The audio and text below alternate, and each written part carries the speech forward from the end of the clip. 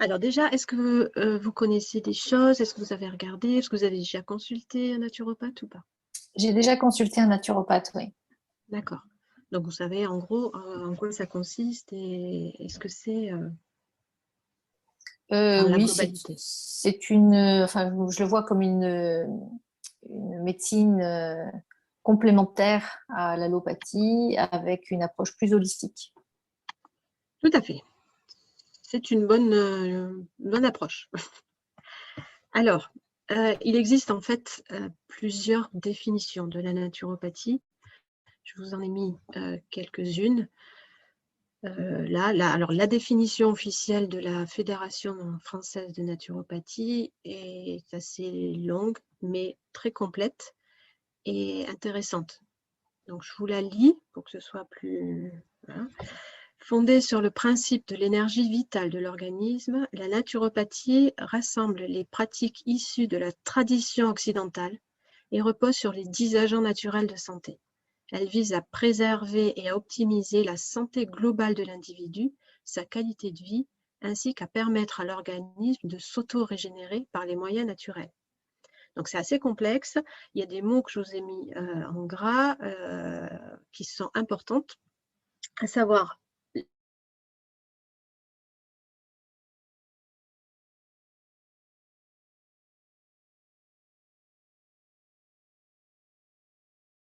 occidentale, qui n'a rien à voir, enfin qui n'a rien à voir. Il y a des points communs, il y a des choses qu'on retrouve, mais au niveau de la philosophie, c'est pas pareil que les traditions orientales. La médecine chinoise, ayurvédique et tout ça, ça fait partie de l'Orient avec leur philosophie, leur façon de vivre, leur façon d'être, qui n'a rien à voir avec nous en Occident. Donc il y a des choses, évidemment, que l'on retrouve, mais dans notre façon de présenter et de fonctionner au quotidien, c'est beaucoup plus facile de mettre en place des choses issues de la naturopathie que de l'ayurvédique, par exemple. Les 10 agents naturels de santé, donc ça, je vais revenir tout à l'heure, parce qu'on a dit 10 techniques à notre arc, qui peut être intéressante. La santé globale de l'individu, c'est ce que vous avez dit, c'est le côté holistique. Donc, on prend vraiment la globalité de la personne et pas son symptôme ou ses symptômes. Et trouver s'auto-régénérer par les moyens naturels, c'est la combinaison de tout ça qui fait qu'effectivement l'énergie vitale est importante dans l'auto-guérison de l'organisme. Moi, j'ai l'habitude de dire en début de séance, au niveau du bilan, que la naturopathie, en fait, on prend la personne dans sa globalité et on rééquilibre l'organisme par les moyens les plus naturels possibles pour garder ou retrouver la santé.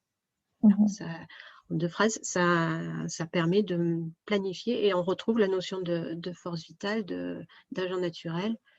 Et voilà. Donc bon, au niveau, on a 5 principes au niveau de la naturopathie.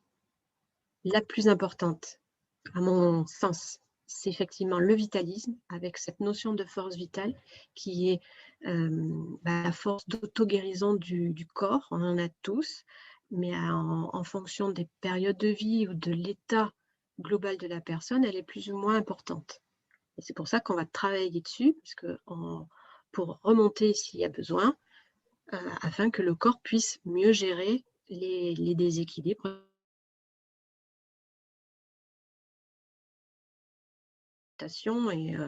ou garder cette force vitale pour qu'elle dure le plus longtemps possible en bon état. C'est pour ça qu'on a 2 branches, le côté préventif et le côté accompagnement. L'humorisme. Alors l'humorisme, au-delà, ce n'est pas de l'humour, même si moi j'aime la vie et que je fais beaucoup d'humour et je suis un peu le clown de l'association, on va dire. Mais au-delà de ça, l'humorisme, c'est la notion de liquide intérieur. On prend en compte l'état sanguin, l'état de la lymphe, l'état du liquide céphalorachidien, de tous des liquides interstitiels où les cellules baignent, puisque si ces liquides ne sont pas fluides, ne sont pas propres et tout ça, les échanges cellulaires entre eux se font moins bien, et donc la force vitale s'épuise Donc, ça permet effectivement de travailler là-dessus. La notion d'hygiénisme permet donc ces techniques naturelles préventives, comme son nom l'indique, hein, c'est une question d'hygiène de vie avec des conseils appropriés en fonction du quotidien de la personne. C'est là où on revient sur la notion de technique occidentale. On se base sur le quotidien de la personne. C'est pas tout de sortir avec un dossier en ayant, je sais pas moi, marcher pieds nus dans la rosée le matin. Si le quotidien, la personne elle commence à 5 h du matin, on ne va pas lui demander ce genre de choses, quoi. Enfin, moi, je ne demande pas ce genre de choses parce que je trouve que ce n'est pas pratique dans le quotidien. C'est très bien en théorie, en vacances, des choses comme ça, ponctuellement, mais dans le quotidien, c'est beaucoup plus difficile à mettre en place. Donc voilà,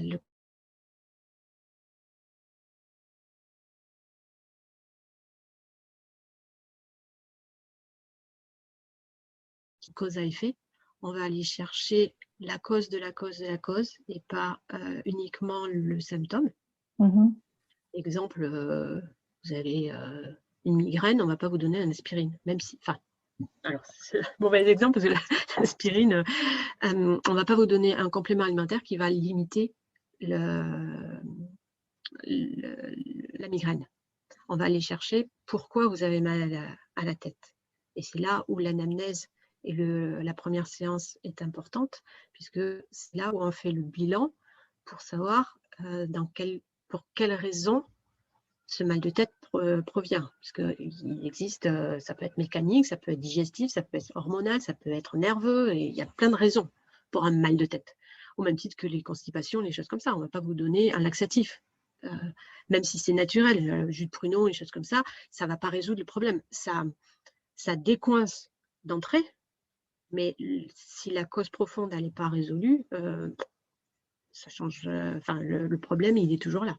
Et donc, en naturopathie, le causalisme est aussi important puisque donc, on va chercher la cause profonde et on va travailler sur le terrain et pas juste sur le symptôme et le symptôme, le côté sorti de l'iceberg, oui. la vision de l'iceberg. Et le côté holisme, donc le 5e principe, l'holisme, c'est la globalité de la personne. Donc on va travailler, alors après ça dépend des naturopathes, mais moi personnellement, je travaille d'abord sur le côté physique, organique, physiologique, et après on va voir les autres plans, que ce soit émotionnel, que ce soit spirituel, pour faire la globalité de la personne. Parce qu'on sait très bien que ne serait-ce que les émotions et le physique sont liés. Quand on est stressé, on a des choses... hein. Donc, c'est important de travailler en complémentarité, les deux. Après, il y a le côté spirituel et tout ça, avec le côté... alors, spirituel, ce n'est pas le côté religieux, hein, c'est deux choses bien distinctes. C'est le côté ouverture d'esprit, le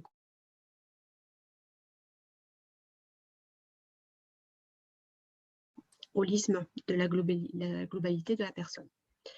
Est-ce que vous avez des questions là-dessus, Regina? Non. Pour l'instant, c'est bon. Vous êtes OK avec ça? Il avait fait ça, le naturopathe que vous avez vu? J'avais pas eu une présentation, c'était une consultation, donc j'avais pas eu... Oui, mais vous retrouvez les notions. Ah oui, non, mais ça, Oui. Dans la consultation, on n'explique pas, on ne dit pas, là, Oui. on va faire du vitalisme, on va faire c'est de la globalité, mais dans le bilan ou dans la relation que vous avez avec le naturopathe, vous devriez retrouver ce genre les 5 principes. Oui, absolument. Dans la globalité. Ensuite, comme je disais tout à l'heure, nous avons 2 branches, le côté prévention, donc pour pouvoir garder la santé le plus longtemps possible, parce que ce n'est pas tout de vieillir, mais si on vit en bonne santé, c'est quand même mieux, c'est plus agréable. Et le côté accompagnement, quand il y a un déséquilibre, une maladie, une pathologie, un dysfonctionnement de l'organisme, pour rééquilibrer, pour retrouver la santé le plus rapidement possible. Et cet accompagnement, il va jusqu'au bout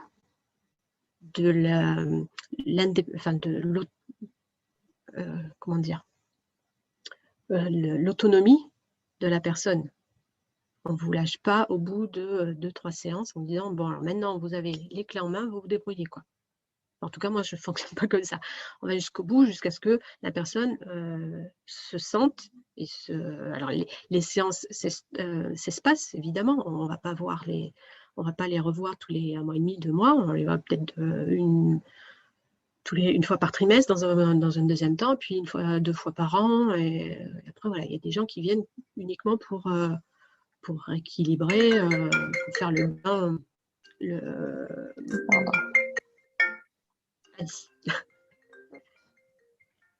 Voilà, donc il y a ces 2 branches au niveau de la naturopathie qui sont intéressantes. Donc, du coup, on peut consulter un naturopathe soit dans la prévention, soit dans le côté thérapeutique parce que vous avez un symptôme plus ou moins important. Disons, quelque chose qui vous gêne.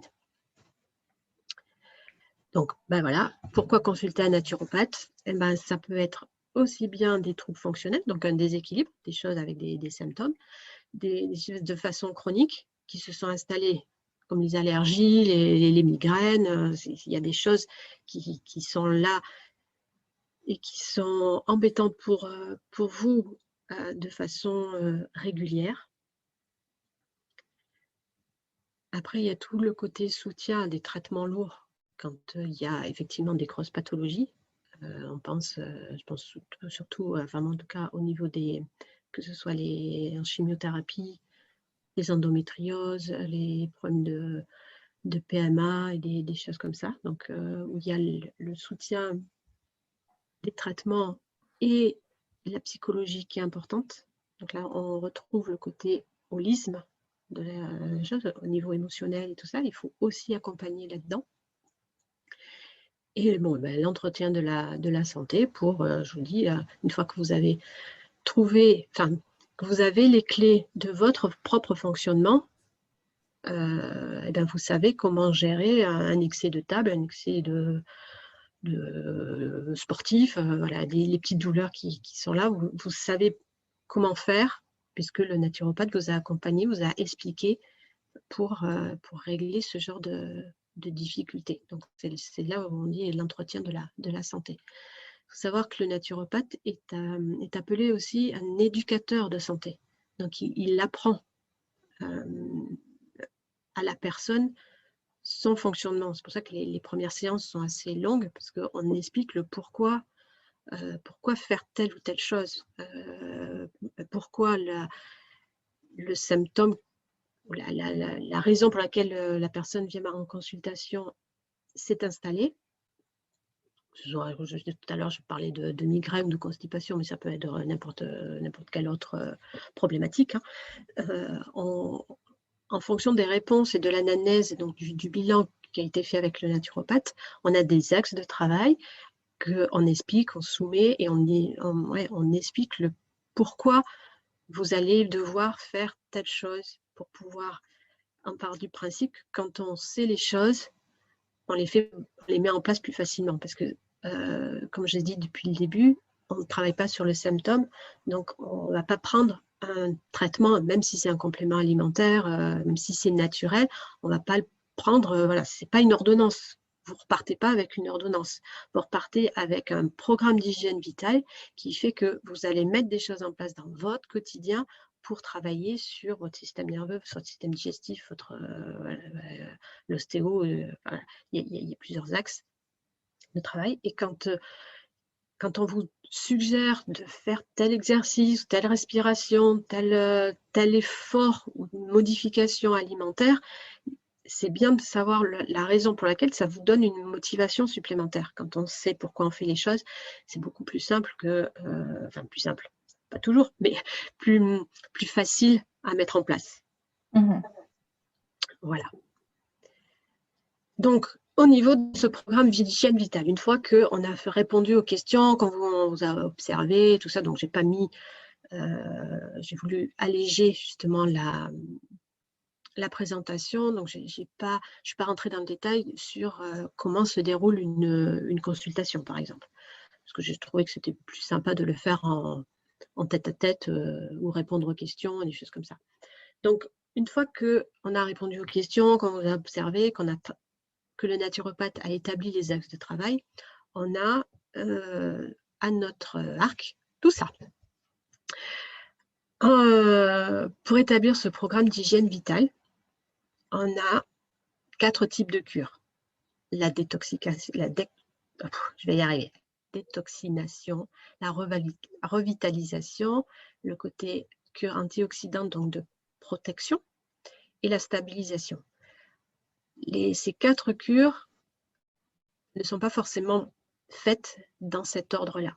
Parce qu'en fonction, comme je vous disais au départ, en fonction de la force vitale de la personne, il peut être intéressant de faire d'abord une cure de revitalisation pour remonter ses surrénales, pour remonter cette force vitale, afin de pouvoir nettoyer le corps. Parce que pour nettoyer, il faut suffisamment d'énergie pour que tous les liquides dont on a parlé tout à l'heure avec l'humorisme puissent passer dans les filtres, que ce soit au niveau du foie, que ce soit au niveau des reins, que ce soit au niveau des intestins. Il faut arriver à faire du nettoyage et à éliminer toutes ces toxines. Donc, ça demande assez d'énergie. Donc, si vous êtes trop épuisé, il faut d'abord passer par la cure de revitalisation avant d'aller détoxiquer. Voilà. Mais c'est quand le programme et l'accompagnement se terminent au niveau de la naturopathie, c'est que quelque part, on a fait les 4 cures et que vous êtes dans la stabilisation et qu'effectivement, vous êtes stabilisé et que tous les petits efforts, les petits écarts que vous avez dans votre quotidien, tout ça, vous savez très bien les gérer parce que vous avez appris à faire la détoxination et le côté antioxydant par rapport aux protections des cellules. Okay. Et pour faire ces quatre cures, on a donc les 10 techniques naturelles de santé. Les 3 principales. Et là, tous les naturopathes l'ont et doivent vous inviter à faire des efforts, vous donnent des conseils dans ces 3 techniques, à savoir l'alimentation, la gestion du stress et émotionnel. On met dans le terme psychologie, mais voilà, c'est la gestion du stress en général et donc, les émotions qui vont avec, et les mouvements avec des activités physiques. Parce que tout ce qui rentre dans un organisme a des répercussions sur cet organisme. Hippocrate disait que l'aliment soit ton premier remède. On sait très bien que manger, s'alimenter est important pour X raisons. Ça apporte tout, ça devrait apporter tous les nutriments à l'organisme pour qu'il fonctionne correctement. Voilà. Donc, à voir après l'alimentation que la personne a dans son quotidien.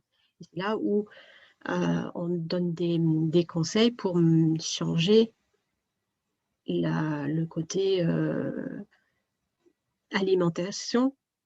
Il faut mettre un peu plus de fibres, un peu moins de viande, un peu moins de pain, ou un peu plus de pain, ou un peu plus de féculents. Enfin voilà, là, on se base effectivement sur le quotidien, et c'est là où, pour reprendre le côté tradition occidentale, c'est beaucoup plus facile à ce niveau-là de faire un effort par rapport aux fruits et légumes qui sont dans nos régions, par exemple, plutôt que parler de chaud, froid, que ce soit en ayurvédique ou en médecine chinoise, et plantes, et il y a plein d'aliments qui sont très bien. Je ne dis pas que c'est pas bon. Au contraire, on se les retrouve, mais c'est beaucoup plus délicat et difficile de trouver chez nous des plantes ou des champignons, des choses issues de l'Asie. Voilà, en gros. Donc, c'est là où le côté occidental, moi, j'y tiens particulièrement parce qu'on se base sur ce qui se passe ici, en Occident et en France. Alors, que ce soit au nord de la France, au sud de la France, ou n'importe quel pays, c'est en fonction de la région et de que la nature nous présente et ce qu'on a à notre porte, qui est intéressante. Et donc la gestion du stress, c'est tout ce côté émotionnel à travailler, avec de la respiration, des choses à mettre. Et éventuellement, on peut orienter aussi, quand les personnes, c'est trop lourd, vers un thérapeute spécialiste, puisque nous, enfin moi en tout cas personnellement, je ne suis pas psychothérapeute, je suis naturopathe, donc on a des notions de naturopathie, en naturopathie de psychologie évidemment, pour l'écoute, pour le PNL, enfin il y a différentes techniques, mais selon l'état de la personne, on peut orienter sur d'autres thérapeutes. Et les mouvements dans l'exercice physique, le mouvement c'est la vie, si on est sédentaire et qu'on ne bouge pas, les liquides ne sont pas nettoyés et vous aurez beau faire des efforts au niveau de l'alimentation ou même de la gestion de vos stress, si vous ne bougez pas un minimum, l'équilibre il n'est pas là, quoi. Il manque quelque chose. Le trépied il n'est plus là. Et ensuite, donc, il existe 7 autres techniques que les naturopathes, en fonction de qui ils sont, de leur histoire, de leur ressenti, des envies qu'ils ont à amener au sein de leur cabinet, peuvent développer ou pas certaines de ces techniques. C'est pour ça qu'il y a des naturopathes qui sont beaucoup plus axés sur des techniques manuelles, sur la réflexologie, sur les plantes, sur les huiles essentielles et tout ça. Donc ça vient de là. En fait, on a des notions au niveau de notre formation qui nous permet d'avoir de bons acquis, hein, malgré tout. Mais après, c'est à chacun de nous à développer des choses plus spécifiques qui vont contribuer à améliorer les effets des 3 premières techniques principales. Donc, il y a tout ce qui concerne l'hydrologie. On sait très bien que boire est important, mais la qualité de l'eau aussi.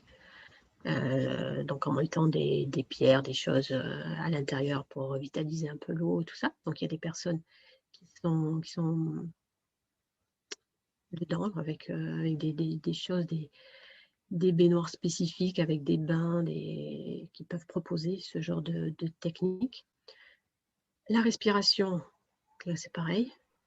Il existe différentes techniques. Alors, on peut se rapprocher au niveau de la sophrologie, par exemple, ou autre, mais c'est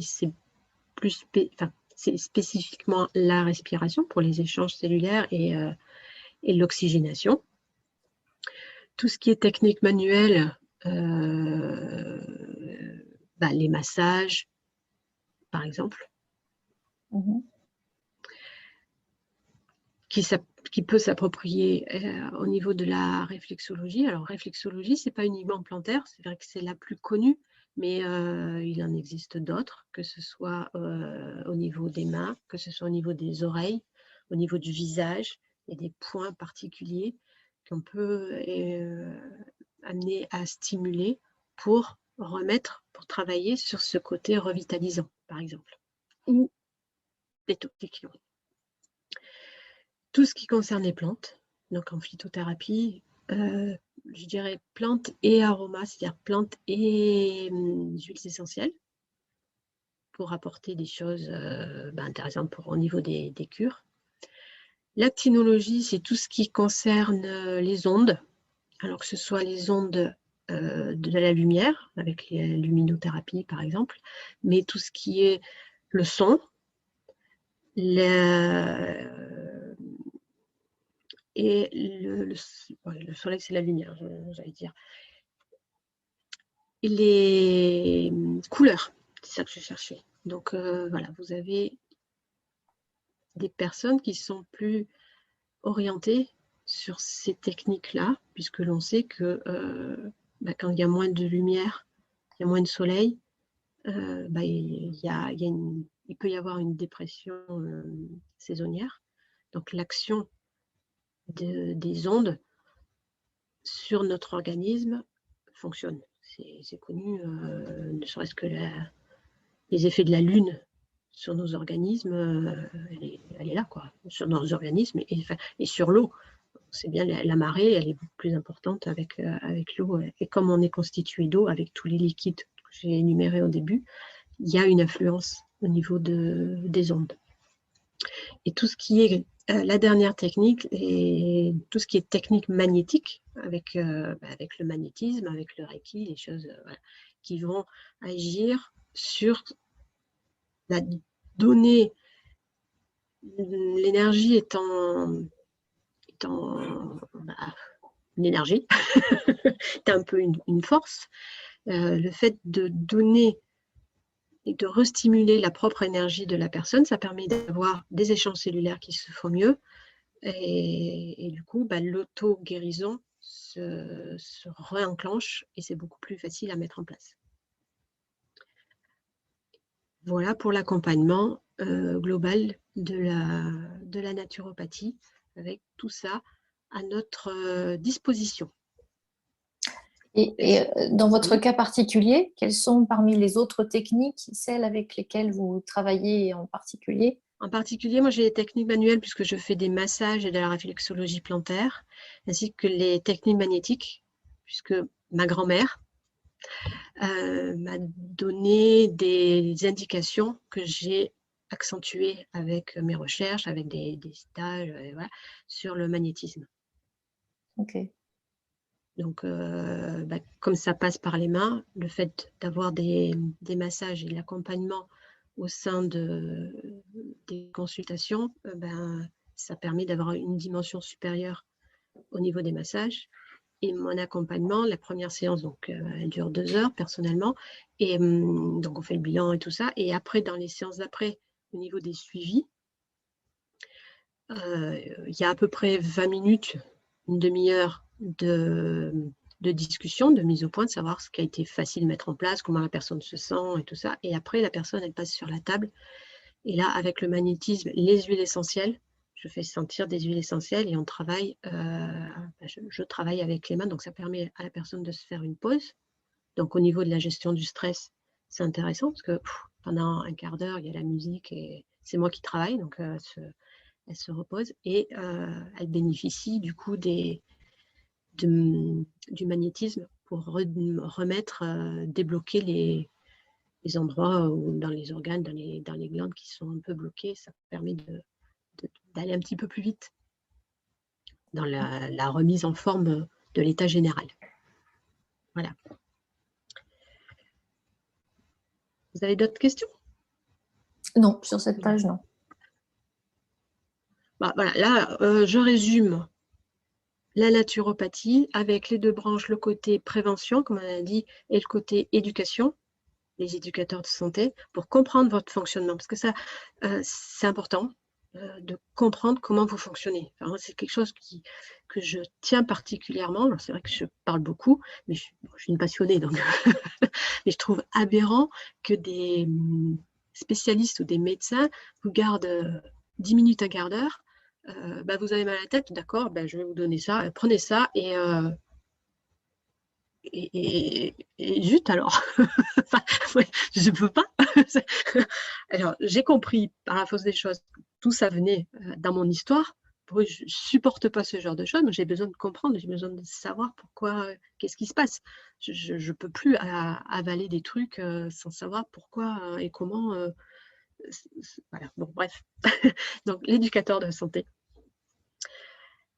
Tout ce qui est sensibilisation, avec l'éducation, ça va, à mon sens, ça va dans le même objectif pour responsabiliser les gens et responsabiliser dans leur santé. Ils sont maîtres de leur santé et ils doivent le rester. Donc, ils sont responsables de ce qu'ils font. Quand j'explique pourquoi il est important de mastiquer avant d'avaler, voilà, parce que la première digestion se fait là et en fonction des gens, que ce soit les pulsions, les sortes de pulsions boulimiques où il faut se remplir et tout ça, ou les problèmes de transit, la mastication. J'insiste sur deux deux raisons principales en fonction des personnes que j'ai en face de moi, mais voilà, c'est le côté éducation et sensibilisation du processus normal de fonctionnement de l'organisme pour les rendre responsables de leur propre santé. Et après, bah oui, vous avez mal à l'estomac, mais si vous n'avez pas mâché suffisamment, c'est normal, quoi. Après, au bout d'un moment, là, la naturopathie ou le magnétisme ou le rebouteux, enfin, il ne pourra rien faire si c'est l'estomac, il ne peut fonctionner que si les morceaux sont suffisamment petits. Si c'est trop gros, bah, ça met beaucoup plus de temps, d'où l'intérêt, d'où les douleurs. Bon, après, c'est un exemple, hein. Il n'y a pas que ça, hein, on est bien d'accord, c'est le côté acidité et tout ça, c'est encore autre chose. Mais voilà, c'était juste l'exemple de la responsabilité de la mastication, par exemple. Et l'accompagnement jusqu'à l'autonomie, eh ben c'est ce que je vous ai expliqué jusqu'à présent. On va jusqu'au bout en espaçant au fur et à mesure les séances. Mais comme vous comprenez, vous savez, et vous arrivez très bien à gérer après votre santé. Et ça, c'est gagné. Enfin, en tout cas, moi, je suis hyper contente quand les gens, quand je sens et que je leur dis, bon, pour moi, il n'est plus nécessaire de se revoir avant 6 mois, quoi. Parce qu'on ne va pas les lâcher d'un coup. Et ils n'aiment pas, les gens. Donc, je mets un trimestre, 6 mois, et puis après, je vous laisse gérer, et puis vous revenez quand vous ressentez le besoin. Comme ils savent que par le magnétisme, hop, c'est plus facile. Mais effectivement, il faut... Après, c'est de la prévention, donc une séance, ça suffit, quoi. On remet dans le bon chemin les conseils et tout ça, et c'est bon, on est reparti. Voilà, l'autonomie. Ça, pour moi, c'est ce qui me... C'est très valorisant de voir que les gens, bah, ils vont mieux et ils sont autonomes. C'est surtout l'autonomie, en fait, qui est intéressante. Voilà, ma présentation étant terminée, il est 10h30. Et en plus, je suis dans les temps. J'espère que je n'ai pas été trop vite. Est-ce que vous avez des questions? Bon, je vais arrêter le partage d'écran, ça sera peut-être plus simple, plus sympa. Voilà, on se voit au moins. C'est plus... Ouais, parce que sinon, je ne vous vois pas. En fait, quand on partage l'écran, on ne voit pas. Donc, est-ce que vous avez des questions, des suggestions? Voilà. Oui, j'ai une première question, c'est est-ce que dans votre pratique, la consultation à distance, par exemple en visio, est une possibilité? Alors oui, je me suis adaptée, sachant que le premier bilan, la première séance peut se faire par visio. Même si elle va pas jusqu'au... Enfin, c'est pas qu'elle va pas jusqu'au bout, c'est qu'il y a des choses que je peux pas faire par visio. Regardez l'iris, vous touchez le crâne, c'est pas possible. Donc, tout le côté anamnèse, question, exploration de tous les systèmes et tout ça, oui, ça, on discute. Donc, c'est un échange. Mais la partie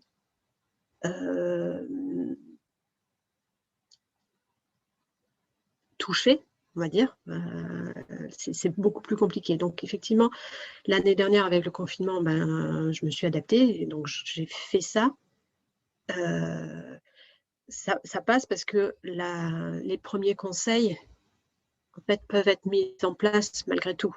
C'est moins individualisé, c'est un petit peu plus ouvert, mais ça reste quand même en fonction de votre problématique.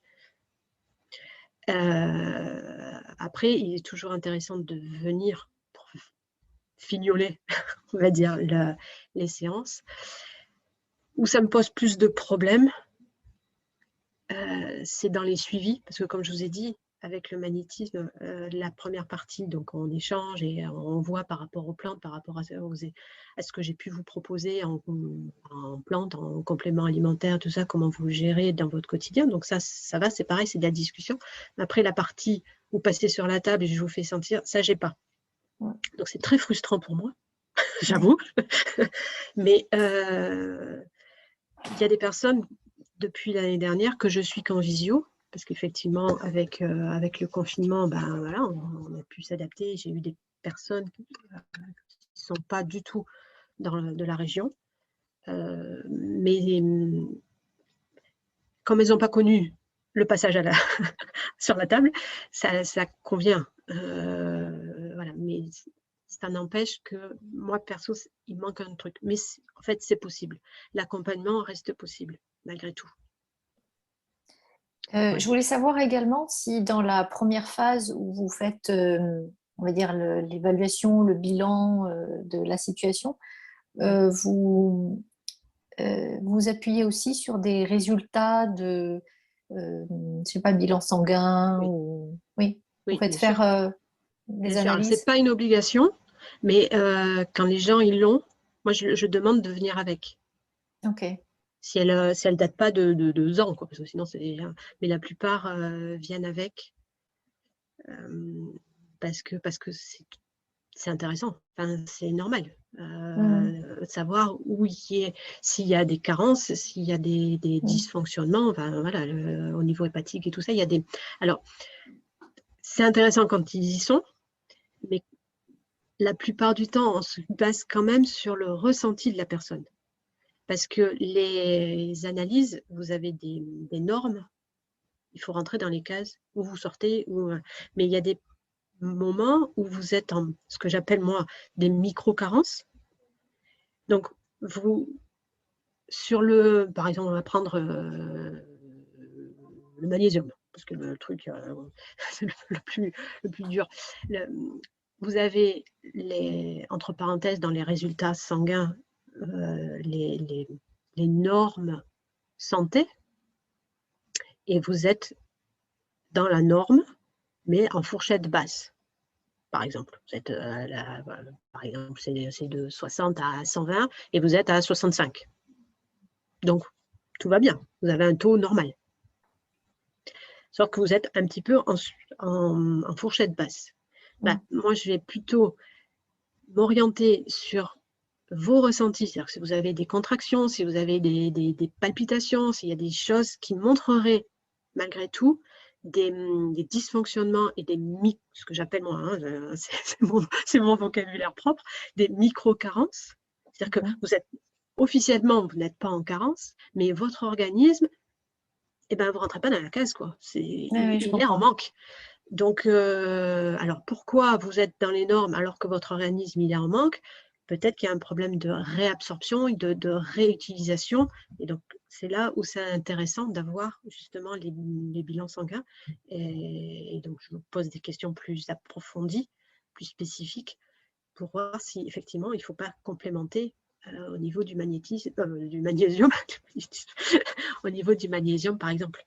Voilà, mais je travaille de plus en plus, je vous dis, depuis 13 ans, j'ai de plus en plus de grosses pathologies avec des cancers, des chimios et tout ça. Et donc, je travaille avec des oncologues. Donc, oui, forcément, j'ai les bilans sanguins qui vont avec. Okay. Les IRM et tout ça, je ne sais pas les lire, enfin les regarder, la radio, enfin, voilà. Mais par contre, le compte-rendu est toujours intéressant de savoir, parce que ce que les gens apprécient aussi, c'est que je puisse leur expliquer. Parce que, comme on disait tout à l'heure, ah ben vous avez ça, mais ils n'expliquent pas le pourquoi des choses. Donc, moi, je prends un peu de temps en disant, bon, vous affolez pas, ça c'est juste l'ulcération, c'est juste un trou, c'est un aft dans la bouche, bon, c'est un petit peu plus bas.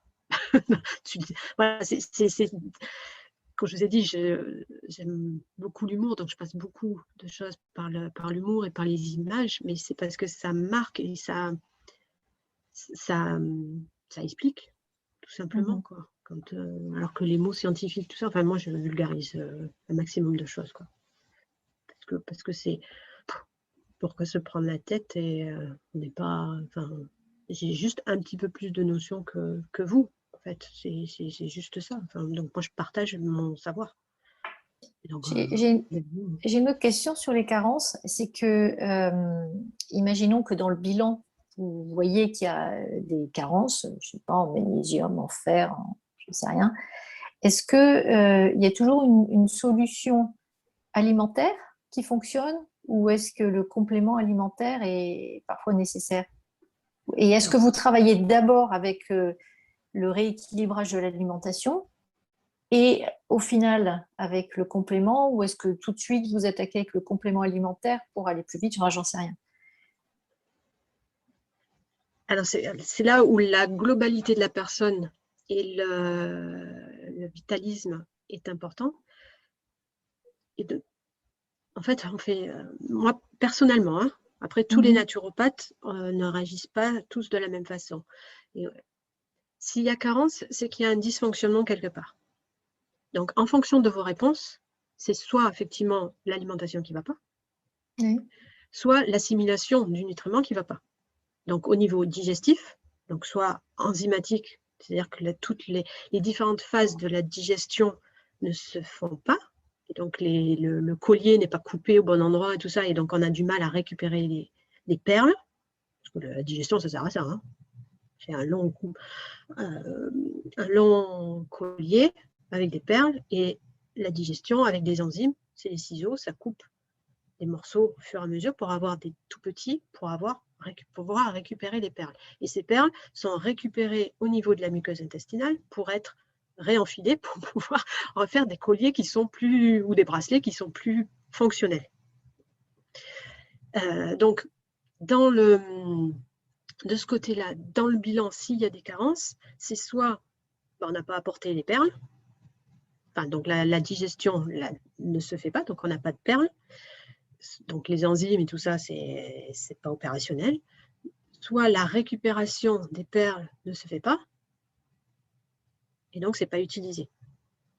Et donc, c'est dans la globalité du bilan que l'on va faire cette distinction. Et donc, je vais orienter, la plupart du temps, il faut être clair, c'est le côté digestion, récupération de la muqueuse intestinale qui n'est pas bonne, et éventuellement l'alimentation. Et ça, c'est quoi? C'est le microbiote? C'est le microbiote. Et le microbiote, c'est juste la flore intestinale. Ce sont juste les bactéries. Mais il n'y a pas que ça dans la digestion, dans les intestins. Donc, il y a plusieurs couches. C'est la muqueuse intestinale. Donc, en priorité, la plupart du temps, effectivement, on travaille sur les intestins d'abord. Parce que même si vous prenez, que ce soit un traitement allopathique, ce que l'ordonnance, que le médecin vous donne, ou moins les compléments alimentaires, le résultat sera le même. Parce que si ce n'est pas récupéré à la fin par la muqueuse intestinale, par l'organisme, ça ne sert à rien. Donc, il faut d'abord refaire une muqueuse et un intestin fonctionnel pour que quand vous mangez, quel que soit l'aliment ou le médicament, que ce soit un complément alimentaire, un truc chimique, une vitamine C, n'importe, ou un fer, un tartiféron ou autre chose, si c'est pas au niveau de la muqueuse, c'est pas récupéré, ça sert à rien, quoi. Mais c'est pareil, si vous mangez tout le boudin que vous voulez, par exemple, hein, par rapport au fer, pour rester sur le fer, c'est pas récupéré à la fin. Donc, travailler que sur l'alimentation, ça suffit pas, dans un premier temps. Après, oui. Et c'est pour ça qu'on y va par étapes. Et sur l'alimentation, vous avez un avis sur les régimes, non, je veux dire régime plant-based, c'est-à-dire le fait de se nourrir essentiellement ou exclusivement à partir de plantes, donc c'est-à-dire en excluant les produits d'origine animale. Oui, bien sûr, j'ai un avis. Toute personne.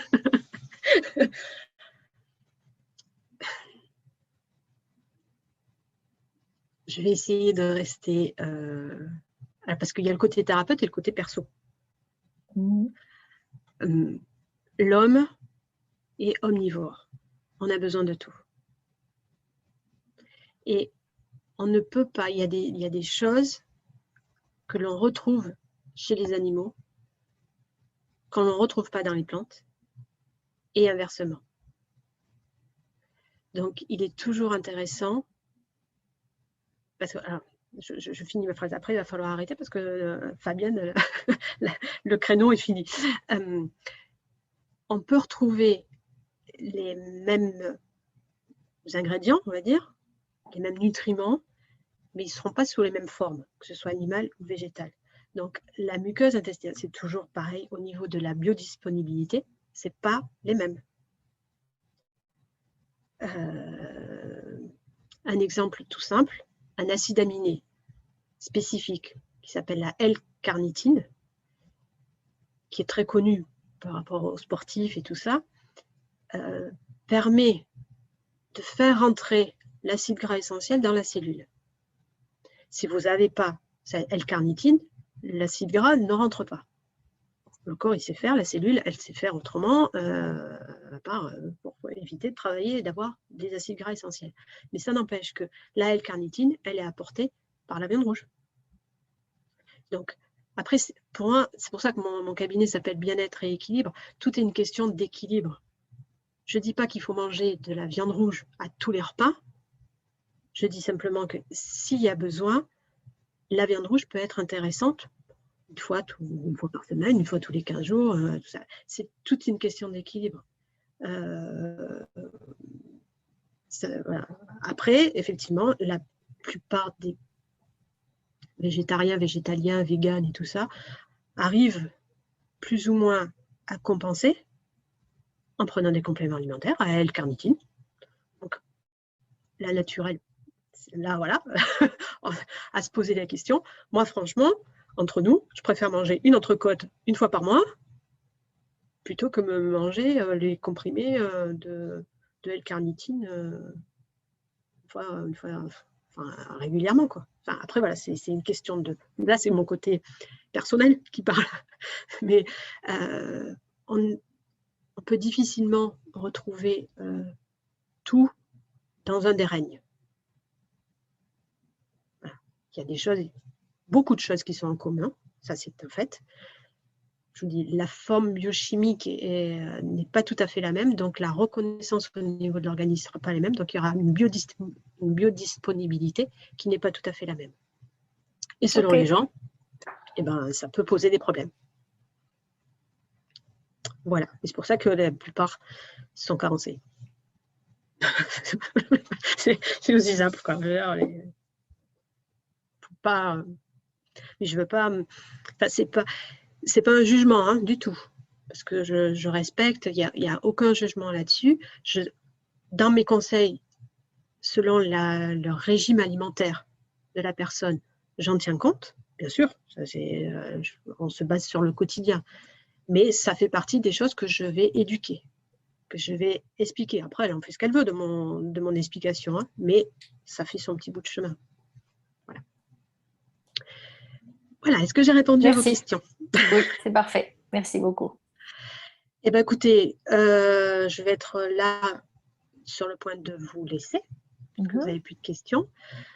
En principe, ça a été enregistré par Fabienne, donc si vous voulez retrouver l'enregistrement, sur le site, j'imagine, je ne sais pas, ça il faut voir avec Fabienne, ça sera marqué de toute façon.